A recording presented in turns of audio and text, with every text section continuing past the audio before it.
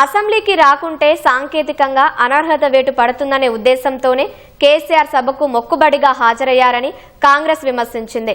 శాసనసభ్యుడిగా ప్రజా సమస్యలపై చర్చించాలనే ఆలోచన కేసీఆర్ కు లేదని ప్రభుత్వ విప్ ఆది శ్రీనివాస్ ఆక్షేపించారు. గతంలో నదీ జలాలపై చర్చకు సీఎం రేవంత్ రెడ్డి ఆహ్వానించినా హాజరు వేయించుకొని మాత్రమే వెళ్లారని ఆది శ్రీనివాస్ విమర్శించారు. సంతాపం ప్రకటించేంత వరకు కూడా ఒక 2 నిమిషాలు మౌనం పాటించకుండా వెళ్లిపోయిందంటే తెలంగాణ ప్రజలపైన గాని తెలంగాణ ప్రజా సమస్యలపైన గాని ఏ విధమైనటువంటి ఏమో ఉందో ఈ ఒక్క ఘటన చాలు చూస్తే అని చెప్పనమాట.